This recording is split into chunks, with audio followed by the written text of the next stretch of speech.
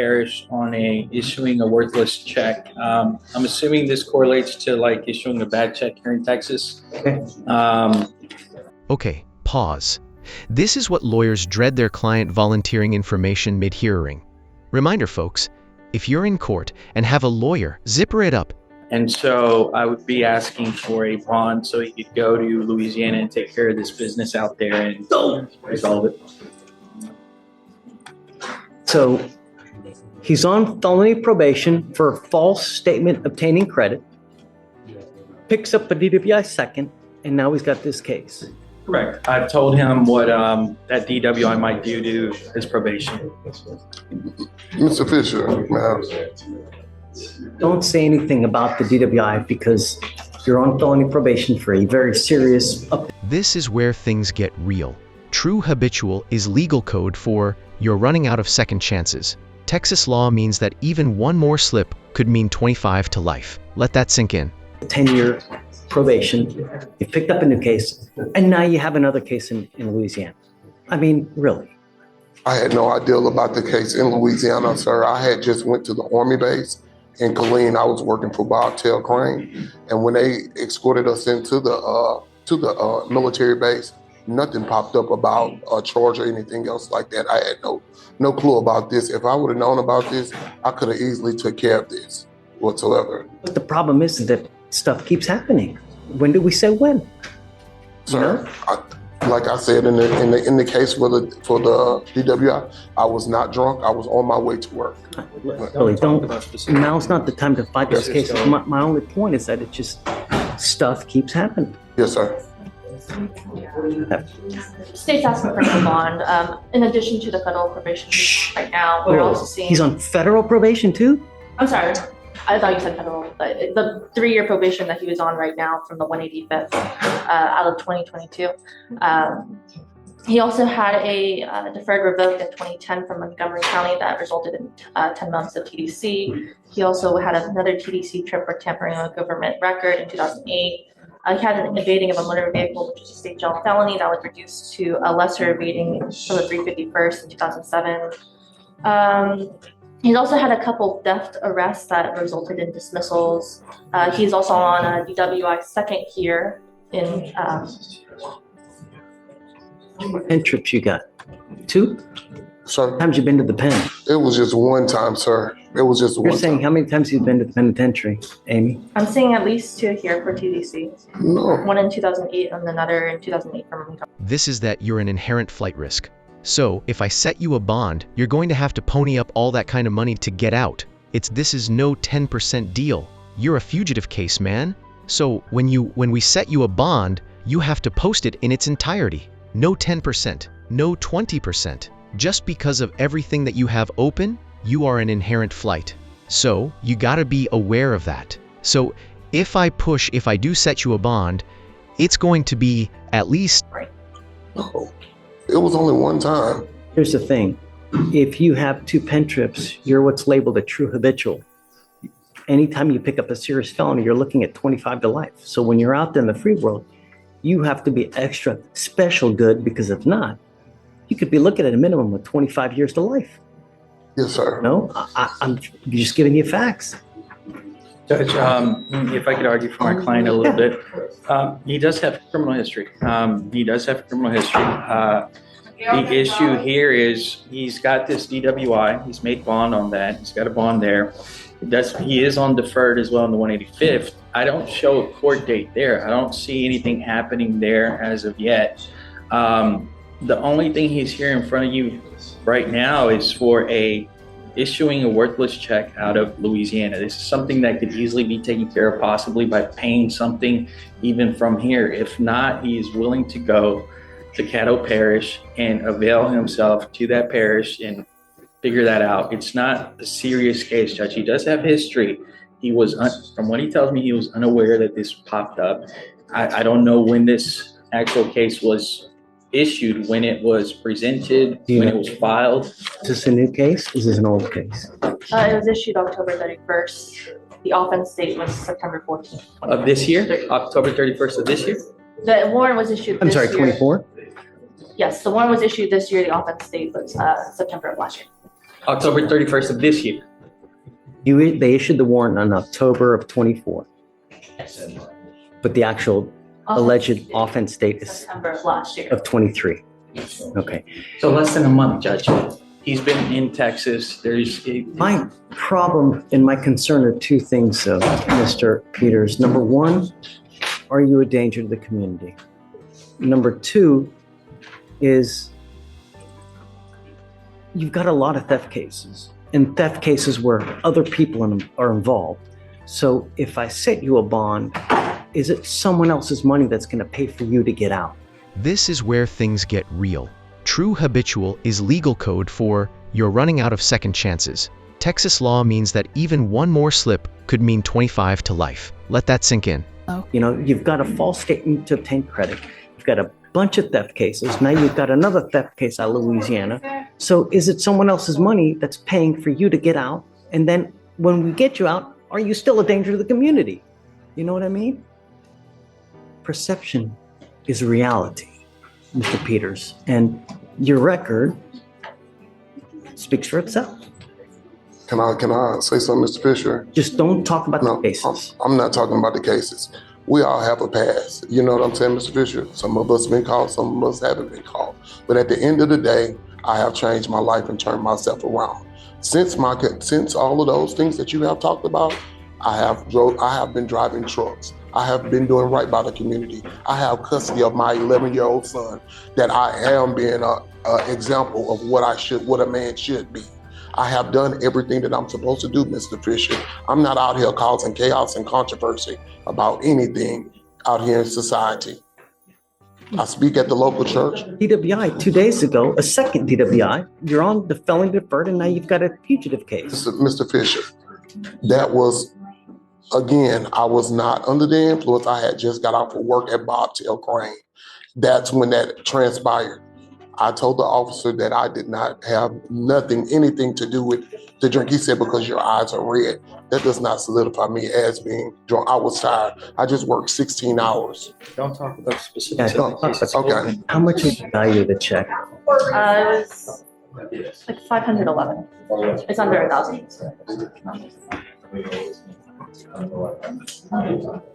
Judge, he hasn't made a mistake in your court. We're just asking. But my concern, Ricardo, is where is he going to get the money to pony it up? Well, Judge, I know you're speculating that it could be the public's money, but it could also be his money. I mean, he's been working for 5 years. He's got a CDL. He worked at Superstar Logistics for 5 years before working for Bobcat Crane. So he's been gainfully employed. It could easily be his money. I mean, there's nothing to say that it's the public's money or anything like that. He's got a history, but he's got no history with you. And so that being the case, I would ask that he be allowed to make this right. If he messes up at that point, I got nothing to say. But at this point, he hasn't messed up in your court. Opposed to a bond? What if we set a high bond?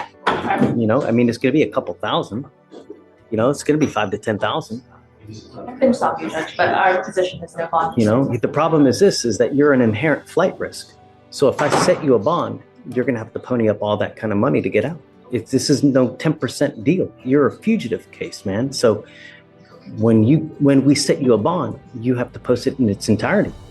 No 10%, no 20%. Just because of everything that you have open, you are an inherent flight risk. So you got to be aware of that.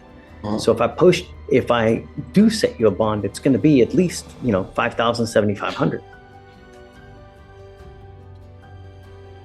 So there's no way possible that I can, if it's 100% of that bond, there's no way possible that I can do that, man. I'm trying everything in my power. Got a good job and everything else like that. I'm just say this.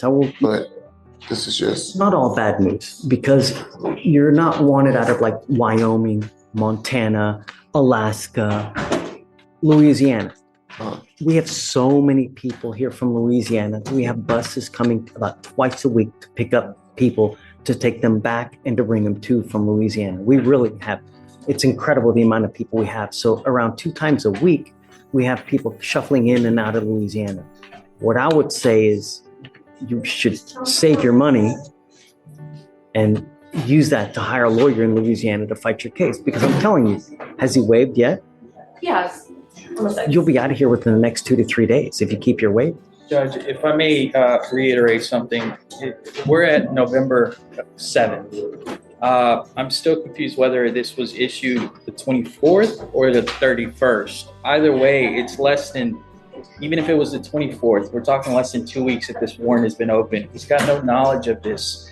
All of a sudden, he's being held 14 days in custody with something that just popped up. He's been in Texas working. I don't even know when the last time he was in Louisiana. This has been less than a month that he could have had notice that this was even present. They don't call him and tell him, hey, you got a warrant out. It's completely plausible that he didn't know that this was open. It hasn't been sitting for a year. It's been sitting for less than 2 weeks. Ricardo, the offense date was September 20 of 23, so it would have been like a year. The offense date, but when was the warrant issued? October of this year. October 24th or 31st? October 20 of 2024. Okay, so we're at November 7th. Less than 2 weeks. Thanks. I'm saying he had no notice that there was a warrant issued for him. He didn't know that. Okay. He didn't know the case was open. I don't know the last time he was in Louisiana. He hasn't been able to make this right. He's saying he didn't have notice of this. The warrant has been open. I mean, I understand your argument, right? But it's still got to set him a bond. If he wants a bond, I'm going to set it, at a minimum, $500 to $7,500, Okay. and then you're going to probably have to make, I would assume, a good amount of that. That's just the nature of the beast when it comes to fugitive cases, right? But like I said, if you keep your waiver, chances are within the next 2 to 3 days, you'll be out of here regardless. You need to make the decision, but it's a matter of you're paying a ton of money to get out when you could also save that money and hire yourself a lawyer. Judge, one last thing. So we're talking about 100%. We're talking about. I don't know for sure. I'm just speculating. I've never been in the bonding business, so I have no idea. That's my understanding as well, that it's going to be 100%. He's got a laundry list of priors. He's got 2 open cases here. He's got a fugitive case out of another state. Most probably a bonding company is going to want quite a bit of jack up front because you're a flight risk. Not only that, you're on a PR bond on the DWI second that they gave you. If you get held up there, it's very possible they revoke your bond on the DWI second. And then in the position you are here, you're going to be in the exact same position over there. That's why I'm saying, Your Honor. That's why I'm saying, Your Honor. I'm trying to get out to handle it and make it clear so that I can handle it. I know that you're trying to get out, but my job is to protect the community.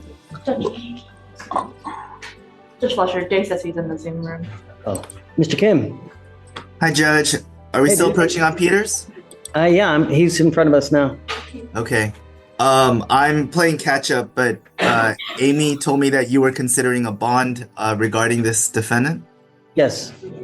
So I have strong objections to a bond being granted for this fugitive case.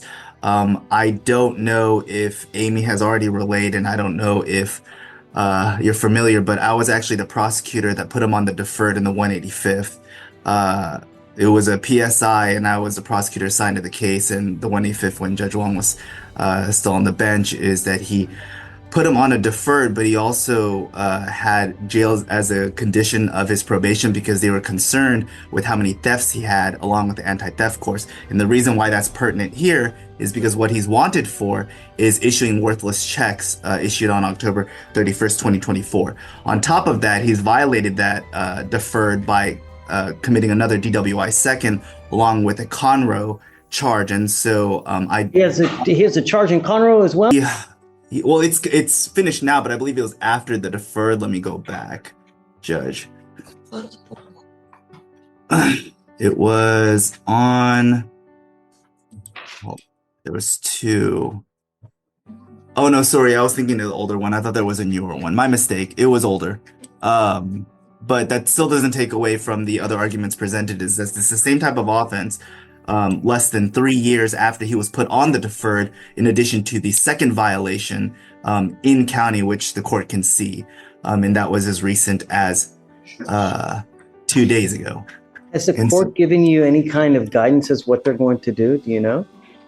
I mean, I don't see. Well, I mean, I haven't heard anything from the 185th, but because this fugitive case, the warrant was issued out on October 31st. There's nothing to say that the 185th won't revoke his deferred for the violation. So on top of the DWI sec, to say nothing of the fact that there are obviously technicals because there is a positive for alcohol. So it's a combination of things that even if the court grants a bond here, if they revoke or file the prosecutors in the 185th file a motion to revoke, he's going to be without a bond there anyway. Judge, two things. If it is 100%, we're talking about $5,000. That would be a $50,000 bond on a worthless check case out of Louisiana. You have so many variables here that are in play at this moment, Mr. Peters, that you could literally pay $5,000 to get out now, and then they issue a felony warrant tomorrow in your probation case that would literally be throwing $5,000 down the drain. I would be very careful. I mean, I don't know how much money you have. I know I don't have that much money, but if you have just enough money to throw $5,000 away, I would be very careful because, like I'm telling you, they could any day now file a motion to revoke your probation. Felony warrant's going to issue, and then all the money that you are putting into this is just it's out the tubes. It's out the window. Your Honor, I have to at least save my job so that I can do what I need to do to fight that DWI case. Nevertheless, I'm an innocent man until proven guilty. So whatever crimes I have done in the past, I have paid my time for that. I had did that when I was a younger man. I'm no longer that younger man that I was. Who are you kidding? Done this when I was a younger man. It's a year and a half ago. You're on probation. Now you picked up a DWI. Now you got this. I mean, really, who are you kidding yourself? Just look. If you want me to set the bond, I'm going to set it at around $500 to $7,500. Okay, if you want to do it, do it. I'll give you time to consider. But I'm telling you, it's probably not one of the wisest ideas because within the next 2 to 3 days, you'll be out of here if you don't pony up that money. And it's very possible that they, any day now, file that motion to revoke because they're going to let the 185th know that you've picked up 2 cases from the time that you've been on probation, right? You have. You picked up a new case in Louisiana. You picked up a case here, right? While you've been on probation. That's not one of the things that you're supposed to do. So any moment, lickety spit, they're going to file a motion to revoke. And if actually, Your Honor, if I may, if the court does set a bond, then I'm going to ask Amy. I would be in court right now, but I'm under the weather and I don't want to risk anybody else. And so if the court does intend to set a bond, then I'm going to send an email out to the 185th right now to see if they'll revoke the deferred. Up to you. Talk to them about where we're You at. guys talk. I don't want you to make a rash decision just because you got blinders on your eye to get out. When you guys are in the driver's seat, let me know what you want to do. Don't make a decision right here. Take your time, think about it, and then let me know what you want to do.